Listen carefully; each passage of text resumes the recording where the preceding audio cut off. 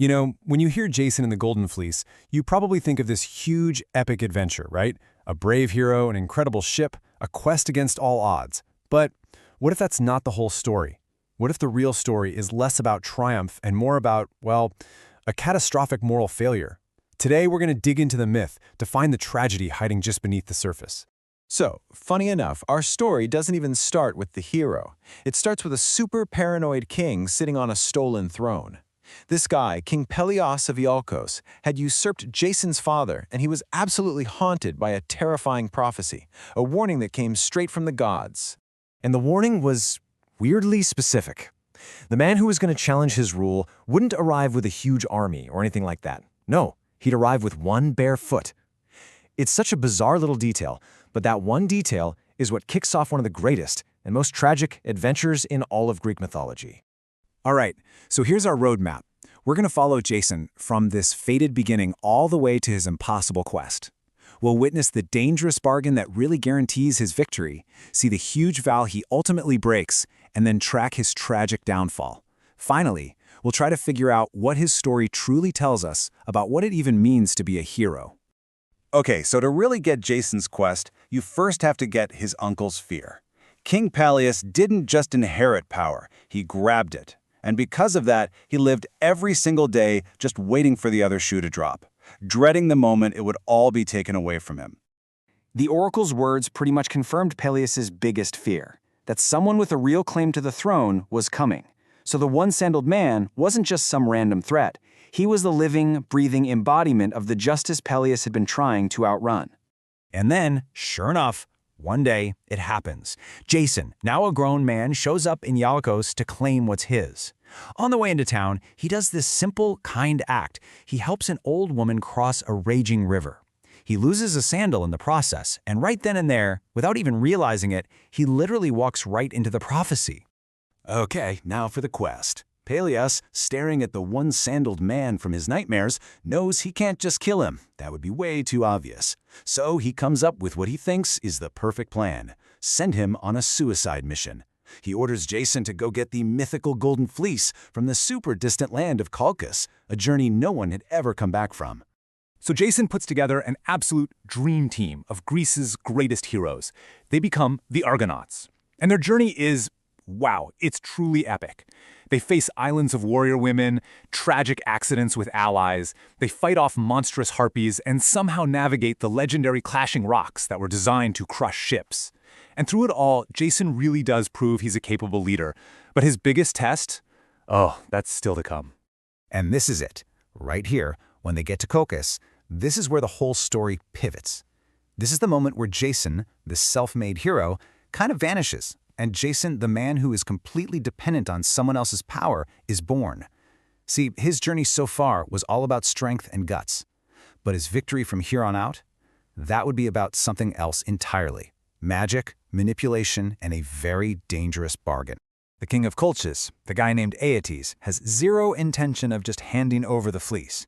So he gives Jason a list of challenges that are basically a death sentence. And at this point, Jason is totally discouraged. He's about to fail.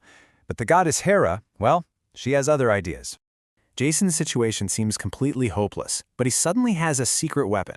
For every single impossible task, the king's own daughter, the sorceress Medea, who the gods made fall madly in love with Jason, has the answer. He has to tame fire-breathing oxen? Medea gives him a fireproof ointment. He has to fight an army that sprouts from dragon's teeth? She tells him to throw a rock in the middle of them, and they all start fighting each other. And that sleepless dragon guarding the fleece? Yep, Medea gives him a potion to knock it right out. Let's just be really clear here. Jason didn't complete these tasks. Medea did.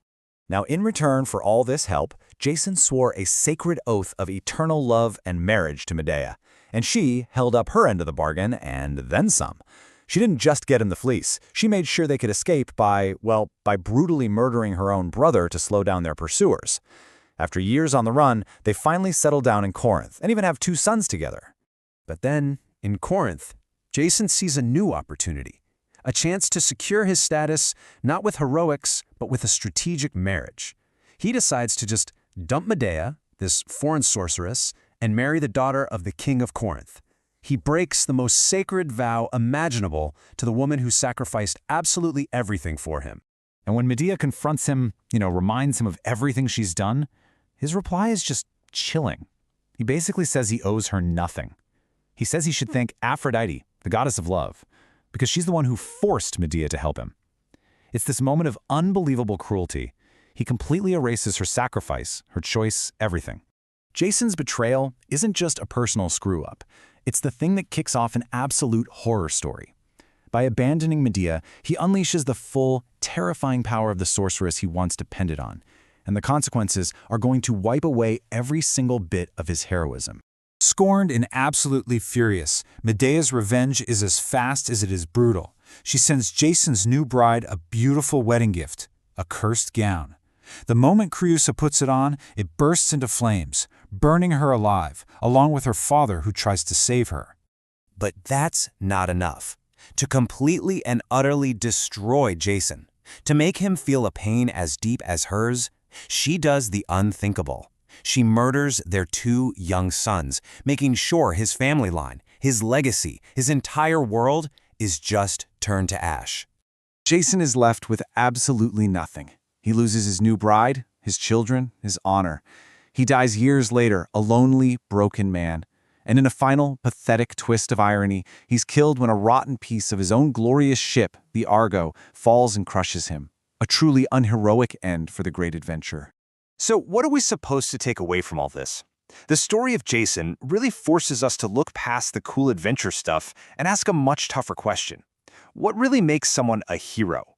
I mean, on one hand, you've got the celebrated hero, right? The guy who led the Argonauts, faced down monsters, and got the Golden Fleece. But on the other hand, you've got the vow breaker, the man who used a woman's power, threw her away for a better deal, and whose actions led directly to the murder of his own kids. So which one is the real Jason? And that's really the question his myth leaves us chewing on. Was Jason ever really a hero? Or was he a fraud from the start? A guy whose great deeds were just built on a really shaky moral foundation? Maybe his story isn't about the glory of being a hero at all. Maybe instead, it's a timeless warning about the devastating price of a broken promise.